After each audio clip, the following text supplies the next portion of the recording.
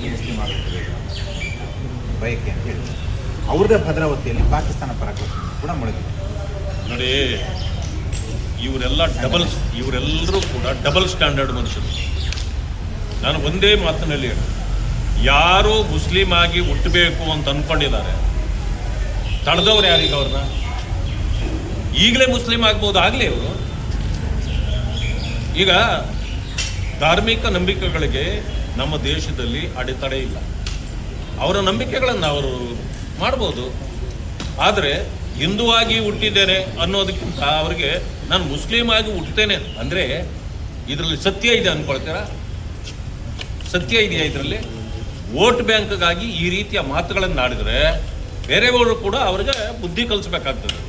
ನೀವು ಮುಂದಿನ ಜನ್ಮದಲ್ಲಿ ಹುಟ್ತೀನಿ ಅನ್ನೋದಕ್ಕೆ ಮೊದಲೇ ಹುಟ್ಟಬೇಕಾಗಿತ್ತು. ಇವಾಗ ಯಾರು ಬೇಡ ಅಂದಿದ್ರ? ಈಗ ಯಾರಾದರೂ ಹುಟ್ಟಿರೋ ನಾವು ತಡೆದಿದ್ದೀವ? ನಾವು ಯಾರೂ ತಡೆಯೋದಿಲ್ಲ. ಹುಟ್ಟೋರು ನೀವು ಎಲ್ಲೆಲ್ಲಿ ಬೇಕಾದರೂ ಹುಟ್ಕೊಳ್ಳಿ. ಆದರೆ ಈಗ ಹುಟ್ಟಿದ್ದೀರಲ್ಲ, ಯಾವ ಧರ್ಮದಲ್ಲಿ ಹುಟ್ಟಿದ್ದೀರಿ, ಮೊದಲು ಅದರ ಋಣ ಸೇರಿಸಿ. ಈ ರೀತಿ ಓಲೈಕೆ ಮಾಡಿ ನೀವು ಬಹಳ ದಿನ ಜೀವಂತ ಇರೋಕ್ಕಾಗೋದಿಲ್ಲ ರಾಜಕೀಯವಾಗಿ.